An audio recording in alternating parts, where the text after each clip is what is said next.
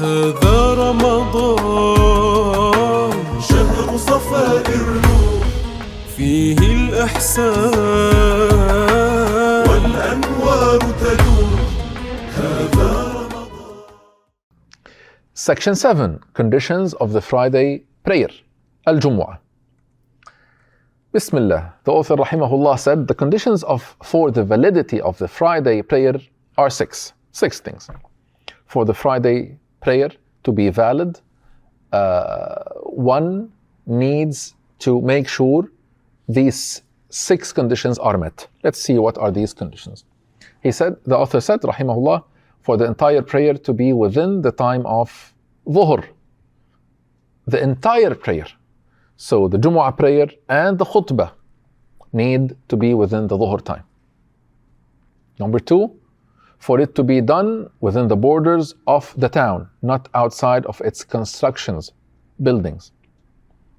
It means the prayer needs to be done within the town. Even if there was, like, let's say an open playground or a huge square, open square, or a yard, but it needs to be within the town. That is fine.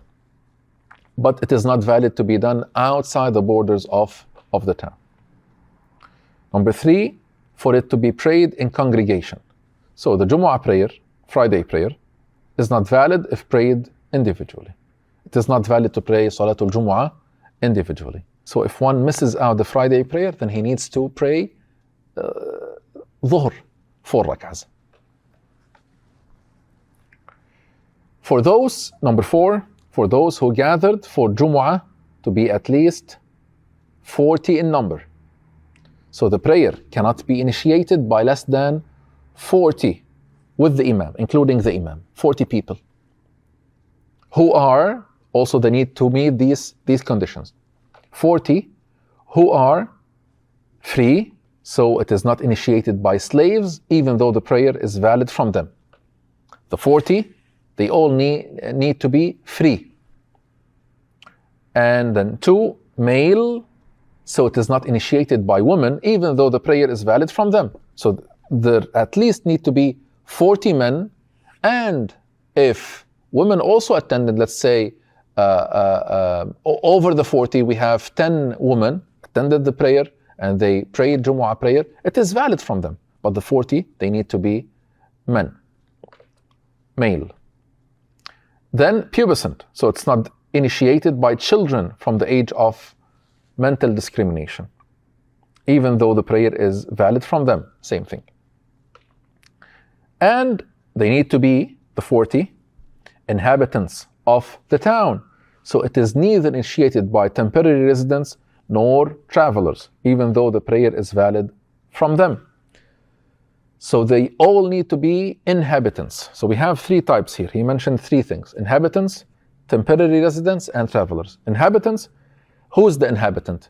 He considers the town, the city, as his homeland, which, let's say, even if he left it for many years, let's say he left it for 20, 30 years for work or let's say other reasons, he intends to return to it one day. This is the inhabitant. The temporary resident, the one who intends to stay in this town, in this city, for a while, let's say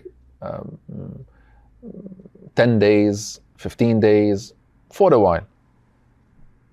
It might be also many years. He is intending to stay in this city, let's say a couple of years, working, making some money, and then leaving it back to where he considers hometown. This is a temporary resident. And the traveler, passerby, the one who intends to stay in this city for 1 or 2 days and then leave it. So the 40, they need to be inhabitants. And we defined the inhabitant, we spoke about temporary resident and the traveler. Number 5, that it would not be preceded by or done simultaneously with another Jumu'ah in the same town. The consideration in determining which was first, or if they were at the same time, is in comparing the letter Ra in the takbir of the Imam. Hence, if it is known that another Jumu'ah preceded it, then the preceding one is valid and not the other. If both are done simultaneously, then both would be invalid. And likewise is the judgment if the preceding one is not known. So it is necessary for the validity of the Jumu'ah prayer, if one town has numerous Jumu'ah prayers, that it is known which was first. What's the meaning of this paragraph? The apparent meaning of what Al-Imam Shafi'i said regarding this matter is that it is not permitted to have two Jumu'ah prayers in one town, even if this town is big. That's the apparent meaning. That is what was understood from a Shafi'i statements regarding this matter. According to what the scholars understood from a Shafi'i, if multiple Jumu'ah prayers were established in one town, then the one that preceded is valid. The one that preceded is valid. How do we know that it is the one that preceded? So the consideration is the Ra of Allahu Akbar, the Ra letter of Allahu Akbar. So if both are done simultaneously as he mentioned, then both would be invalid. Simultaneously, exactly at the same time.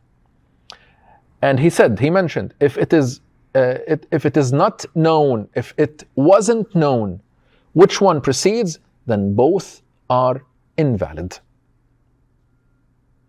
Okay, number 6, that the prayer is preceded by two speeches. Hence, if it was prayed before the two speeches, then it would be invalid.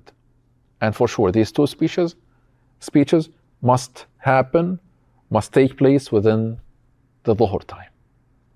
هذا رمضان شهر صفاء الروح فيه الإحسان